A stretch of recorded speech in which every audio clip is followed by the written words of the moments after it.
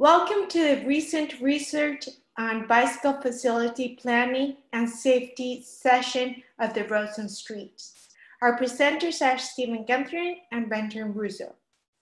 Unfortunately, our speakers are not available at this time to answer your questions, so please, in the chat room, if you have questions, write the email where they can send their response. Without further delay, please listen to your presentations.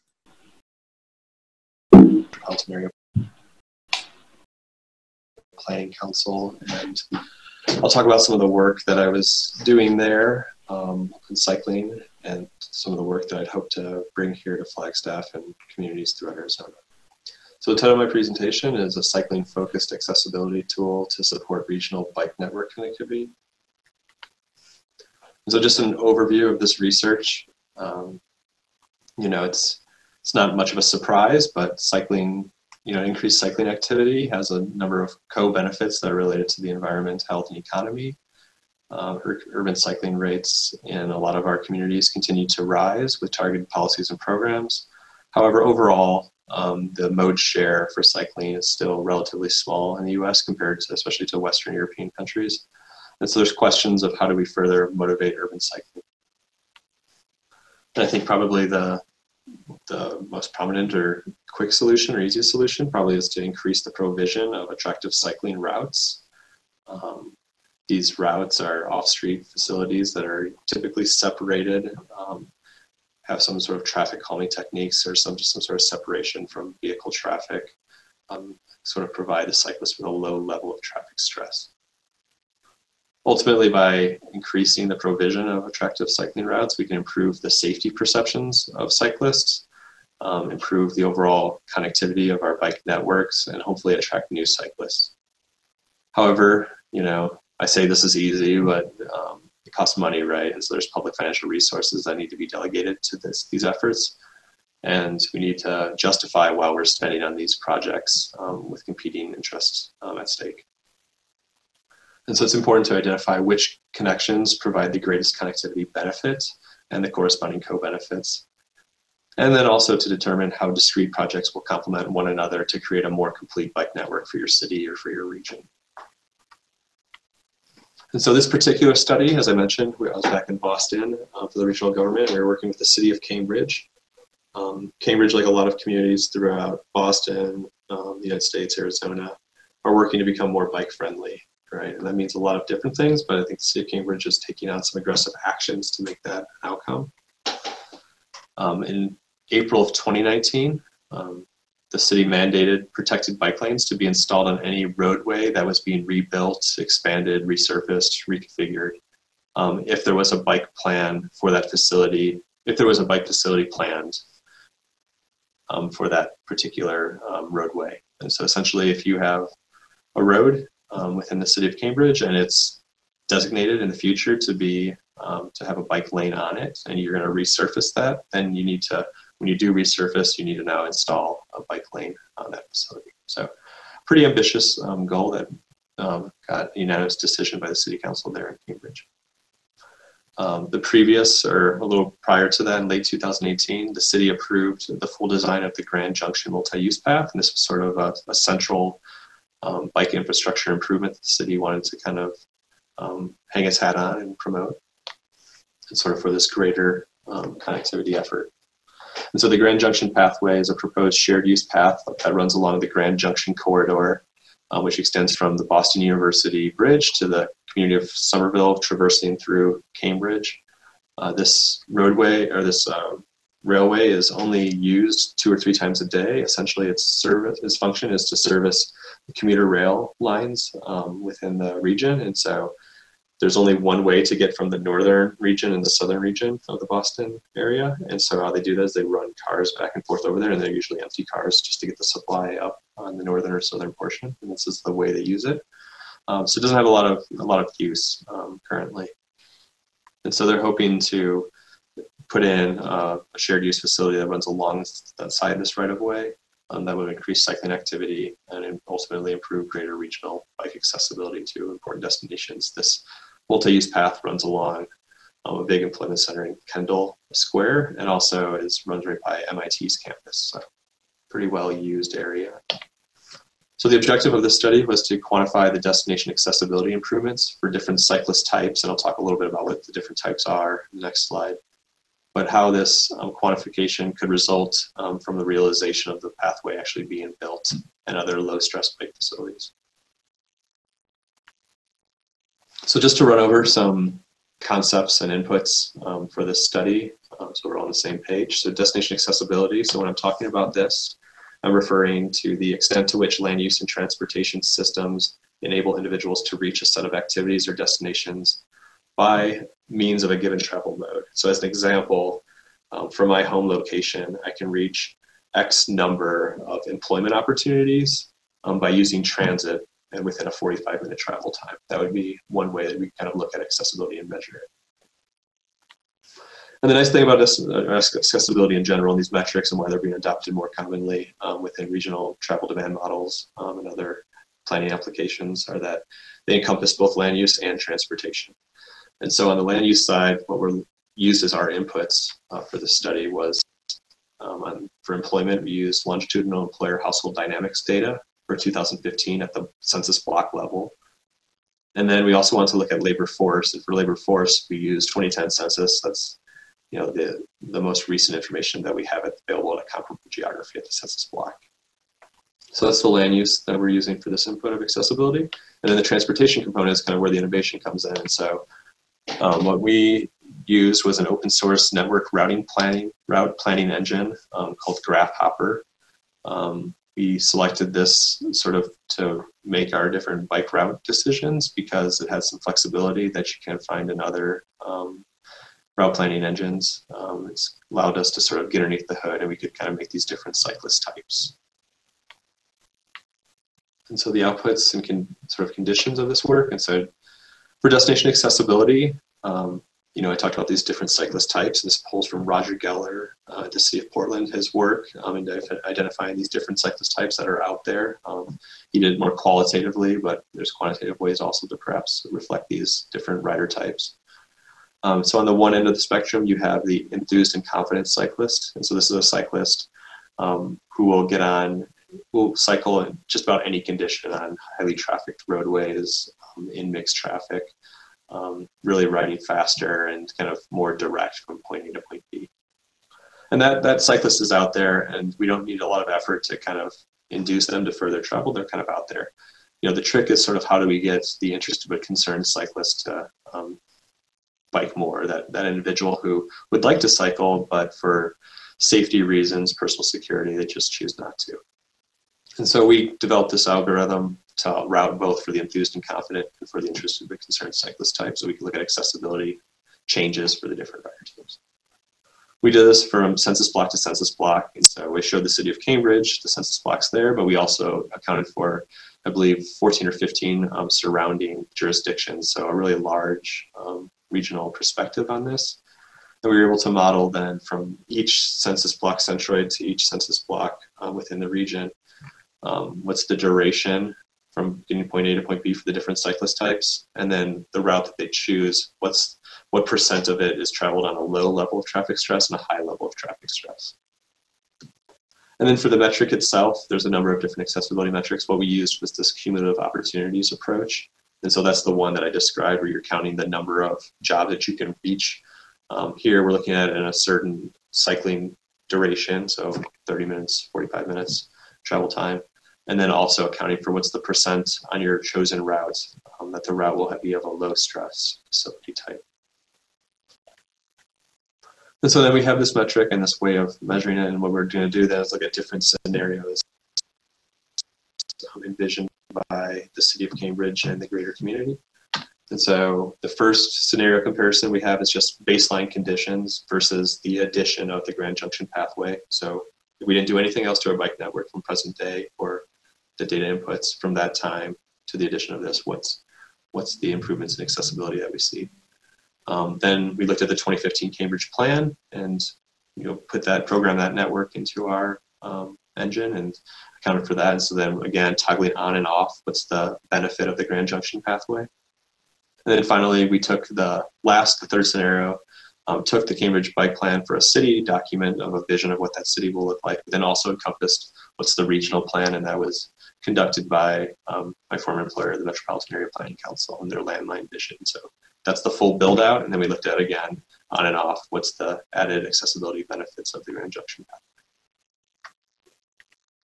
pathway. Okay, and to give you kind of just a better understanding of how this routing algorithm works, I'll show you kind of this diagram here, this schematic.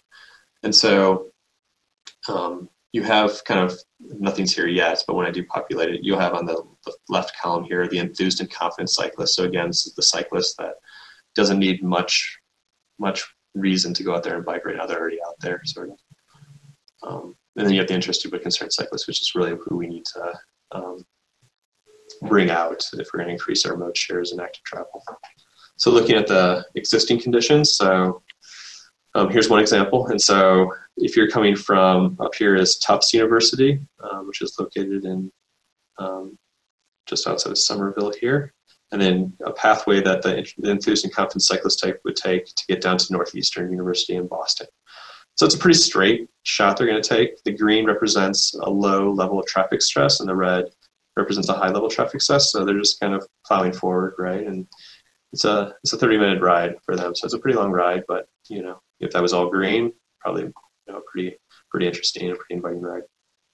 Moving over to the interested but concerned cyclist type, they take a different pathway, as you would expect, right? They're actively seeking out facilities that are less fearful, right? And so they're looking for, you know, residential streets, sort of low traffic streets to get to the same facility. And so their path is a little different, and they ride a little slower. And so it takes them, you know, a little more than 1/10 of a mile distance, a little bit longer. And the duration is going to be longer. So this is the pathway they take. It starts off, you know, green, but then they kind of get on an arterial, or not arterial, but they get on a facility here that has a higher traffic stress, but then they get along a pathway, a promenade that runs along the river, and then they have to kind of close the deal, right? And so they do hop onto some facilities that are of a higher traffic stress. So that's existing conditions. Well, let's do the full build out. Let's do scenario 3. What does that look like for the enthused and confident rider? It doesn't really change them much. There might be a little bit of an addition somewhere here. It's hard to see kind of with our eye, but you know, it's a slightly longer travel distance, but the duration's the same, more or less is the same path.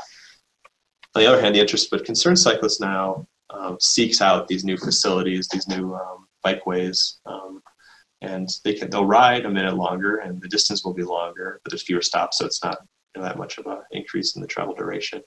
But it's clearly a lot more of a low traffic path that they're taking, right? And so they're coming out of Tufts, they're getting along the Somerville community line, which is fully connected at this point in the build out. And then they get on the Grand Junction pathway, which starts right here at the top of the northern border of Cambridge and comes down through this part, and then they jump off to cross the bridge and get down to Northeastern. So this part still isn't a low level of traffic stress facility, but a lot of the route will now be. Right? So that's an example of how our algorithm or our routing engine works. And now let's just see what's the addition of the Grand Junction look like in terms of our accessibility metrics. So the first one is just the baseline conditions versus the addition of the Grand Junction pathway. And you can see here, the darker the blue, the more intense the color of blue, the greater access that occurs by introducing the pathway. So this is the outline of Cambridge. You can see the Grand Junction pathway right here. And you know, maybe a little surprising is that accessibility benefits aren't necessarily to those individuals who reside kind of in Midtown or in the areas sort of central of Cambridge, but it's actually these individuals out in Western Cambridge or Northwestern Cambridge or even Northeastern Cambridge who can access this by jumping on that low-level traffic stress way, hopping up here onto the Grand Junction path and getting to downtown Boston, right? And so, or ending their trip in Kendall Square, another major employer. And so this is looking at those cumulative opportunities for cyclists, the interested but concerned cyclists, that's under 30 minutes travel time, and where a large majority, at least 75% of the route that they're on is of a low traffic stress. Looking at that now for the scenario 3, so this is the full build out, toggling on and off the Grand Junction pathway. And you can see, well, there's a lot more infrastructure that's been in place here, so the benefits aren't as great as they would be, but now you can see the more localized benefit of the Grand Junction pathway.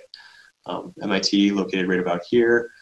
There's along Vassar, which is parallel street, there's pretty good access already. So there isn't a lot of improvement that's happening kind of in the southern segment, but you see in the northern segment especially, there's a lot of improvement in job accessibility that's occurring to residents in this area. So in an area such as this, which has some rapid transit, but an aging system, an aging rail system, really heavy volumes of vehicle traffic, this is a pretty, a nice way to show that this introduction of this new protected regional bike network facility will improve sort of ways that you can access Kendall Square in this large employment center at the heart of Cambridge.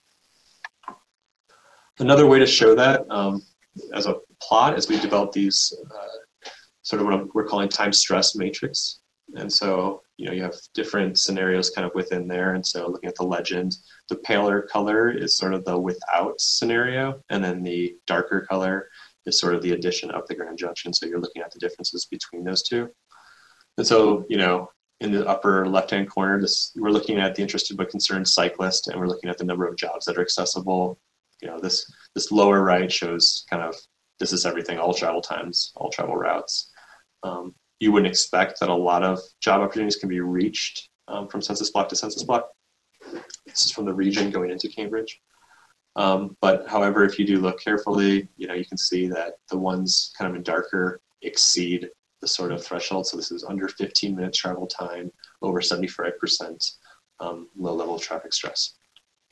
In the previous maps, what we were showing was what's highlighted here in sort of yellowish orange, is that the under 30 minutes with a vast majority low stress. And you can see that, the addition of the Grand Junction to present day has this, benefit to jobs, and we can quantify that. The city division, the addition has it, and the regional division, right? And we can look across these different ones to kind of see, understanding that these routing, sometimes individuals, especially interested but concerned cyclists, will take a longer route, so their travel time will be longer, but they'll actually be able to complete that trip because they'll have low level traffic stress facilities to get them there. So it may take longer to get there, but they're taking a more circuitous route, but they may actually bike. So that's another way that we can depict the benefits of this. I think what's a unique contribution aside from the other work is that we looked at also access to labor force, and I think this bode well in talking to folks at the City of Cambridge. They like this sort of additional analysis that we provided. So this is from a given census block, what's your access to the greater labor force in surrounding census blocks and communities. And this is for the interested but concerned cyclist on the left side. This is just the baseline conditions versus the addition of the Grand Junction. And so you can see that, again, the southern portion, there isn't as much of a benefit here. It's sort of a lighter shade of blue, but if you get the northern part, you really see that there are these benefits to the businesses that are locating, outside of Kendall Square, but kind of more into the northeastern part. There's a lot of development that's happening over here. The Green Line extension for rail is going through this way, and so they see this as another opportunity to kind of solidify a multimodal community within there. And so that shows kind of the benefits of it to the employer. Again, there are improvements for the enthused and confident cyclists, looking at the map on the right, but they're not as great or as distinguished as you would see as those ones on the left. Not much of a surprise. They're already out there riding, so we're not really trying to track them anyhow. Or we are, but they're going to go out there regardless is our suspicion. So cool. So that's sort of the study in itself. Just a recap of the conclusions and where are the next steps for this work. So, may not mention, but what we're calling this is the cycling route algorithm for network connectivity, or CRANK, which I think is a sweet name. So we introduced this. It's open source. We can use it in other settings, and we hope to do that for other analyses. It's a conceptual advancement upon a lot of these network connectivity tools, in that we're looking at what's the route's level of stress, and looking at the cyclist's level of comfort, right? So we're looking at the facilities itself and how they match with the cyclist types, and to see what are the benefits to that interested or concerned cyclist type. And then we're able to quantify that, right? You could change these accessibility metrics, so we'll talk about that in a second, but you can actually look at the actual trade-offs that are occurring quantitatively, and understand, is this the link that we're missing that we need to build, or is something else going to be more valuable to moving individuals to opportunities across these different scenarios. The metric itself, so the accessibility metric we used, destination accessibility we found improved most with the regional expansion of the low stress network. I think what we didn't think would happen, which was a nice surprise we found, is that the heightened access wasn't concentrated just around the infrastructure itself, but it actually was a critical regional addition to the bike network, and that we were seeing in Northwest Cambridge and Western Cambridge and Northeast Cambridge, that those are actually where the increases to employment opportunities was greatest versus baseline conditions. The increased labor force, though, we did in those last slides show that for the interested but concerned cyclist was most pronounced kind of in that northern segment.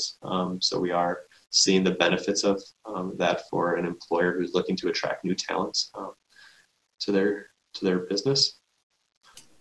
And as we would expect, but the accessibility benefits were greatest for the interested but concerned cyclist, and it kind of came to fruition as we looked through the different analyses there. So that was both expected, but something that's worth iterating, that we need to build these sort of types of infrastructure that fit, that are separated, these low stress facilities, and that's how we're going to move the dial on our mode shares. So what are the next steps for this work? One thing, just kind of on the metric side of it, is that we can weight the opportunities by the originating zone's population. We can look at, what's the type of resident in a census block. Are they of a different skill set? How does that match with the employment opportunities?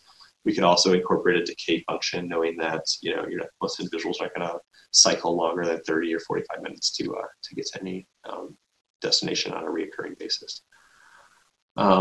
One thing that we're really hoping to do, which is sort of the studies that we're working on now and reaching out and looking for partners and public agencies for this, is to leverage available behavioral data on cycling to inform our route choice algorithm. And so, with Dockless Bike Share, and it's present in the Boston area, it's present in some of the communities here in Arizona as well, we could use that information, understanding that maybe those individuals who adopt those dockless systems are more likely probably to fall on the spectrum of the interested but concerned cyclist. And so we can understand that to inform our routing algorithm and fine tune it.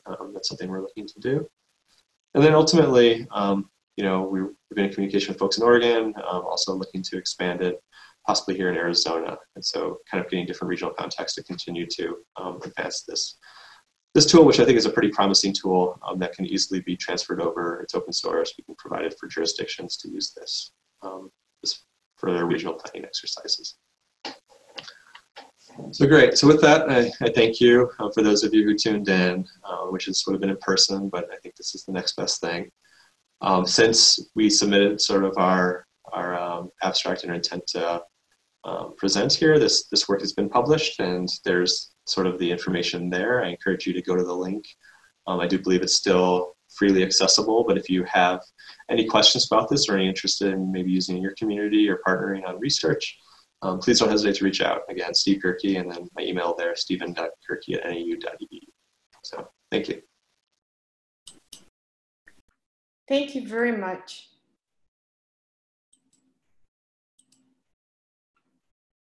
So now we have our second speaker. And again, our presenters are not available to answer questions. So please include in the chat any questions you have and the email address where they should submit the answers to. So here is our second speaker. Hi, everyone. I'm Brendan Russo. I'm an assistant professor of civil engineering at Northern Arizona University, where I'm also the associate director of AZ Trans, the Arizona Laboratory for Applied Transportation Research. So today I'll be presenting some work entitled Exploring the Impacts of Intersection and Traffic Characteristics on the Frequency and Severity of Bicycle Vehicle Conflicts.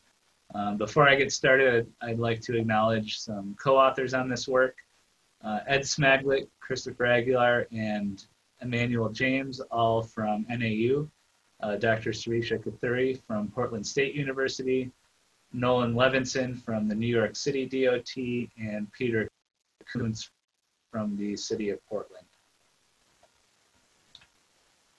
So if you're watching this presentation, you're probably already aware that bicycling as a mode provides several potential benefits, including reduced congestion, lower emissions, and improved health.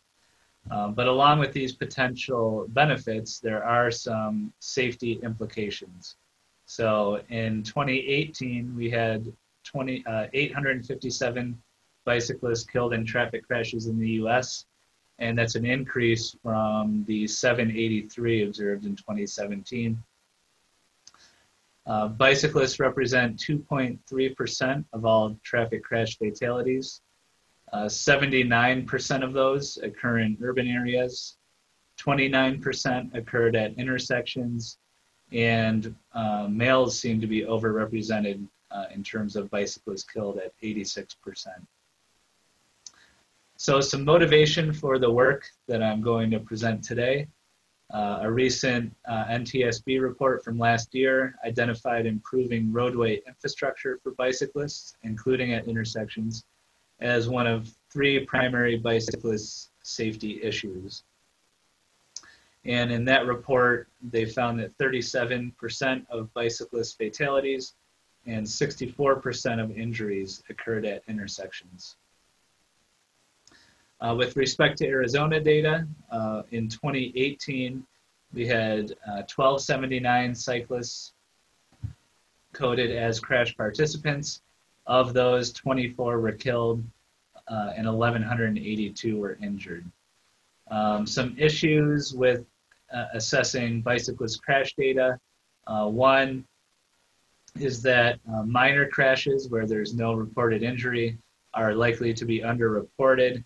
And oftentimes, just because these types of crashes are generally more rare, there's a lack of data to develop robust safety performance functions or crash modification factors.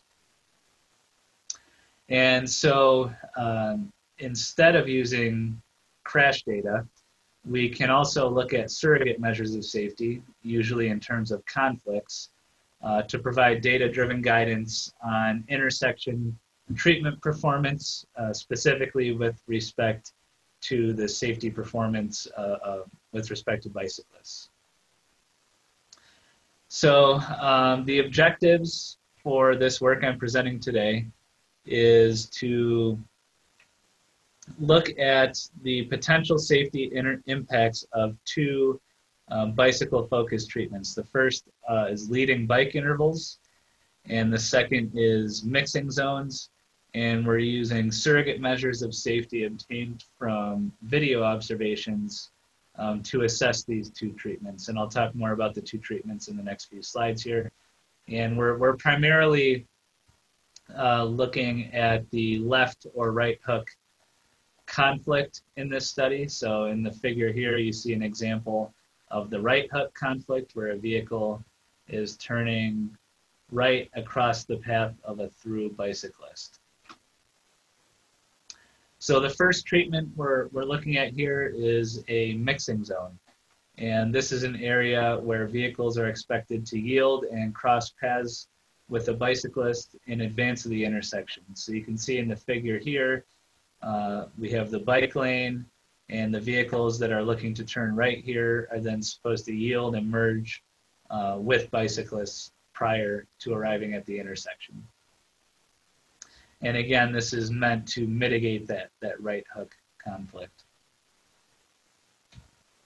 The next treatment is the leading bicycle interval. This treatment is applied at locations which have a bike signal, and it's a similar concept to the leading pedestrian interval. So in this case, bicyclists are given a head start, typically around 5 seconds, and that allows them to establish themselves in the intersection and the driver's field of view. And this is an example of some guidance for providing time-separated movements for bicyclists. And it's organized with one-way and two-way bike lanes in this first column here, and then two-way versus one-way street. And the thresholds here are motor vehicles per hour turning across a bike lane. And you can see that ranges from 50 to 150. And I'll return back and discuss this a bit when we get to the results of the study I'm presenting. So to assess the safety performance of these two treatments, mixing zones and LBIs, we're using a surrogate measure of safety, specifically post-encroachment time. And so these surrogate measures allow us to examine the impact of a roadway design feature without the need for conventional police-reported crash data, which has several potential drawbacks, even though it's still important in safety analyses. Typically, we would have to aggregate that crash data over several years to get meaningful results. We have reporting constraints and underreporting of minor incidents. And if a treatment is new and doesn't exist in the field yet, or only exists in a very few locations, then we just simply don't have the crash data to assess it.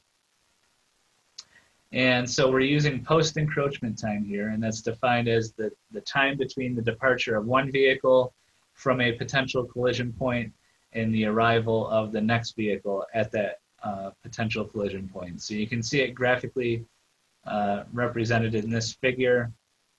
So the time difference from when vehicle 1 or unit 1 leaves the conflict area to when unit 2 arrives to that same conflict area. And so a lower PET value would indicate a more severe conflict, with PET of 0 indicating a collision has occurred because both units are occupying the same space at the same time. So for this study, we collected video at 5 sites, 4 in New York and 1 in Portland, Oregon. We had 2 sites with the LBI and 3 sites with the mixing zone treatment. Video was collected at roughly 12 hours per site. And then we manually extracted volumes, speeds, and the PET conflict data from the videos. You can see these figures just show aerial views for 4 of the study intersections. So I have a few video clips here that I'll show you, just some example video data. So this first one, you can see this vehicle turning right and the bicyclist is approaching. The bicyclist ended up going after the vehicle, but there was a low PET there because those units were close to each other. At that intersection point, here's another example here. In this case, the vehicle turns right across the bicycle lane. The bicyclist actually made contact in that case with the vehicle. And the last sample video here, you can see in this case the vehicle waited for the bicyclist to go through, still a low PET value as those units were close to each other, and we saw the conflict there. So we ended up categorizing the conflict severity using the post-encroachment time into 3 different categories. So we had low severity, which were PET, conflicts with PET from 3 to 5 seconds, moderate severity with PET from 1.5 to 3 seconds, and then the high severity conflicts were those with a PET value of 1.5 seconds or less.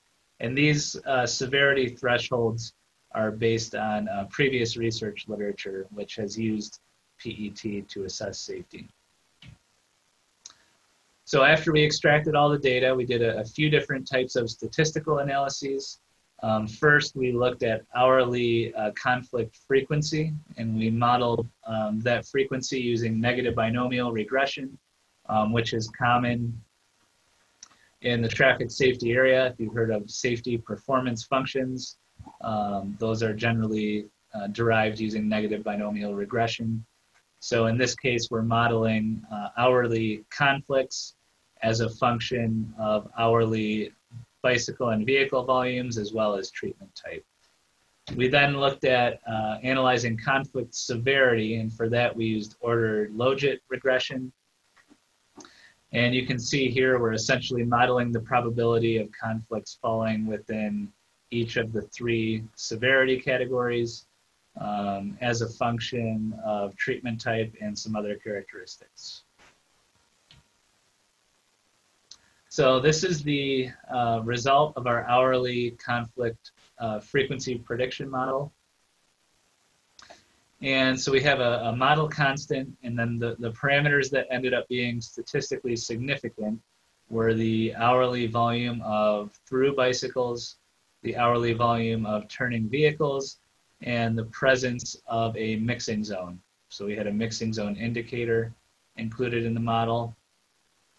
You can see the parameter estimates for volume of through bikes and turning vehicles are both positive, which we expect. So higher through bikes and higher turning vehicles, we would expect higher observed bicycle vehicle conflicts.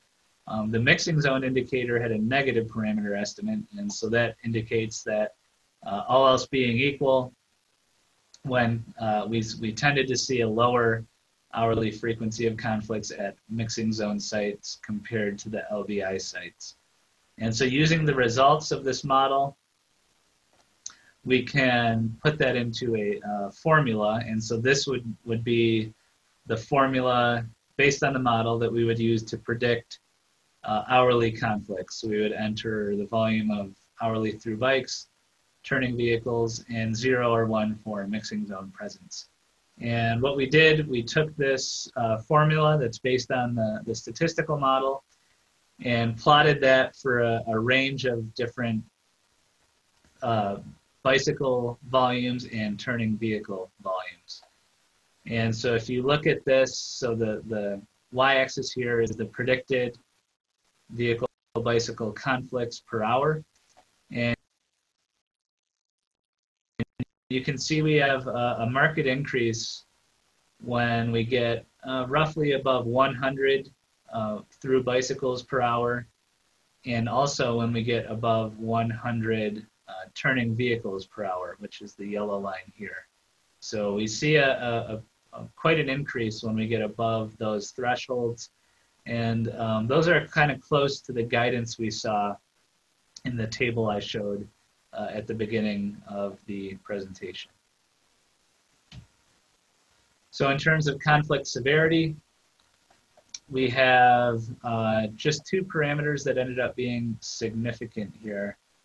We had a mixing zone indicator, which had a negative parameter estimate, so that indicates that would reduce the probability of severe conflicts.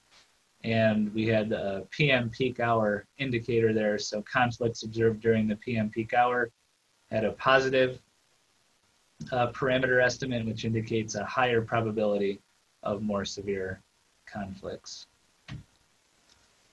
So just to kind of recap the main results and conclusions from the 2 different analyses. For the frequency model, we saw hourly through bikes and hourly turning vehicles significantly associated with conflict frequency. Turning bikes and through vehicles were not significant, which was expected. Mixing zones we saw associated with fewer conflicts. Since this was really a small sample size, it's unclear if that is really an isolated treatment effect. We need to kind of increase the sample size to take a closer look at that. With respect to conflict severity, we saw mixing zones associated with the lower likelihood of severe conflicts. And we saw the conflicts occurring during PM peak hours associated with an increase in likelihood of severe conflict, likely due to both increased volumes and possibly more aggressive road user behavior during those congested time periods. So some limitations and directions for future research. Well, we'd like to expand this and look at other treatments beyond just mixing zones and LVIs. In this study, the impact of pedestrian volumes was not considered, so that would be something to look at in future studies. Also, the impact of PET value on user and safety comfort may vary greatly between jurisdictions. So in New York, for example, bicyclists may be used to conflicts with a PET of 1 second, whereas in a suburban Midwest area, maybe that's more uncomfortable for bicyclists. So that may vary from location to location. We also could look at the impacts of different vehicle classes, such as large trucks or buses. So some other work that we're completing in this area is to use not only the video observations to look at conflicts, but also use a combination of micro simulation modeling and these surrogate safety assessment model from the FHWA to take a look at bicycle vehicle conflicts. So this is an example of an intersection that we modeled. This is an intersection in Flagstaff that we modeled in vSim, and you can see we've got the conflict area here. So there's a through bike lane, and right turning vehicles need to cross over into the right turn lane. And so the potential, you can see we have a potential crossing conflict here, as well as a potential merging conflict here. And so we modeled this in vSim and looking to use SSAM to assess bicycle vehicle conflicts. And then if we model that in vSim, we can easily change the volumes and behaviors of the different road users to see how that impacts conflicts. So this is just a quick video showing the micro simulation model. You can see the bike approaching here. Here's another one where the bike goes through, the vehicle yields, and then crosses to the right turn lane. So all of these road users that you're seeing have a trajectory file associated with them in the micro simulation model, and that trajectory file can be used with SSAM to extract conflict information. And so this is what the SSAM output kind of looks like. You can see we have both time to collision, which is another surrogate safety measure, as well as PET. So we have those values for each observed conflict in the model. And so in order for that to be really useful, we need to validate and calibrate the micro simulation model. And so there are a lot of different behavioral parameters that can be changed in the micro simulation model. And so we've done some preliminary work to see how changing those behavioral characteristics impacts the conflict output, in this case in terms of PET. So you can see some of these parameters have a much larger impact than others. And so that's kind of an ongoing process that we're doing. We're using some field collected video data to help calibrate and validate the micro simulation model and the associated conflict outputs. And so that is it for my presentation. Thank you for stopping by if you watch this. And if you have any questions, feel free to email me. My email address is here, brendan.russo@nau.edu. So thanks for your time.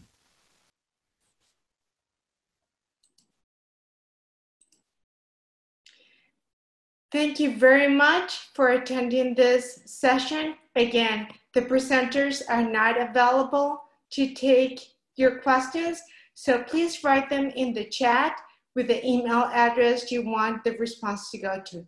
Again, thank you very much for attending.